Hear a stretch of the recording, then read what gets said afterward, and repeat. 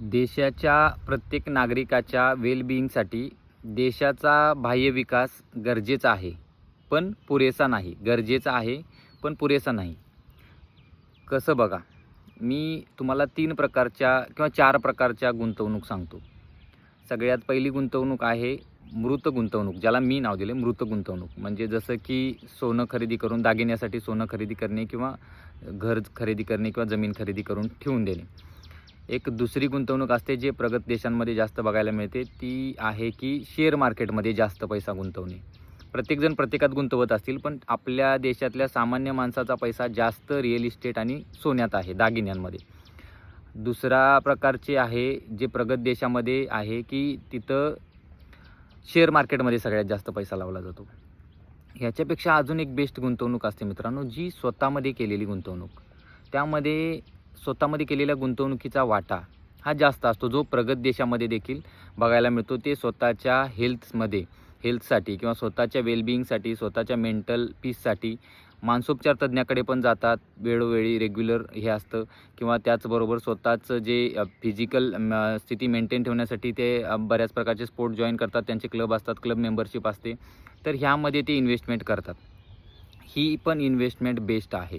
पण ह्या तिन्ही इन्व्हेस्टमेंटमध्ये मित्रांनो एक आहे की ह्या तिन्हीमध्ये तुम्ही स्वतःमध्ये जरी केली तरी शरीराच्या वेलबिईंगमध्ये केलेलं आहे. तर जे मानसिक आरोग्य आहे ते अजूनही प्रगत देशांमध्ये देखील खराबच आहे. तिथं सगळ्यात जास्त डिप्रेस लोकं मिळतात. कशावरून? ह्याचा एक डेटा आहे की अँटी डिप्रेशनच्या ज्या टॅबलेट आहेत ते सगळ्यात जास्त कुठं खपतात? प्रगत देशांमध्ये.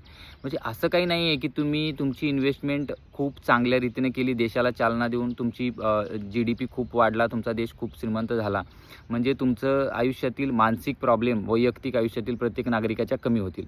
तर एक चौथी इन्व्हेस्टमेंट मी तुम्हाला सांगणार आहे, जी इन्व्हेस्टमेंट आहे की अध्यात्मानुसार मी काय आहे? मी शरीर नाही, मी बोध आहे. तर तुम्ही बोधासाठी जी ही इन्व्हेस्टमेंट कराल त्याचा फॅक्टर जर वाढवत गेले तर रिअल इन्व्हेस्टमेंट झाली ती, की ती देशाच्या वेलबिईंगसाठी हॅपीनेस फॅक्टर वाढेल, देशात क्राईम कमी होतील, देशातल्या गोष्टी सुधारतील. पण ही इन्व्हेस्टमेंट खूप गरजेची आहे.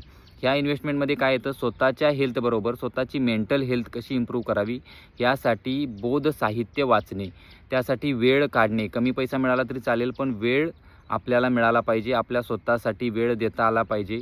नवीन नवीन शिकता आलं पाहिजे, नवीन नवीन स्पोर्ट शिकता आले पाहिजे. स्वतःला एका चांगल्या दिशेनं तुम्हाला नेता आलं पाहिजे. आणि सहजासहजी अहंकार यासाठी तयार होत नाही. त्यासाठी तुम्हाला त्याला गोड आश्वासनं देऊन किंवा त्याला जबरदस्ती करून तुम्हाला त्या साईडला जावं लागतं, कारण अहंकार तयार होत नाही.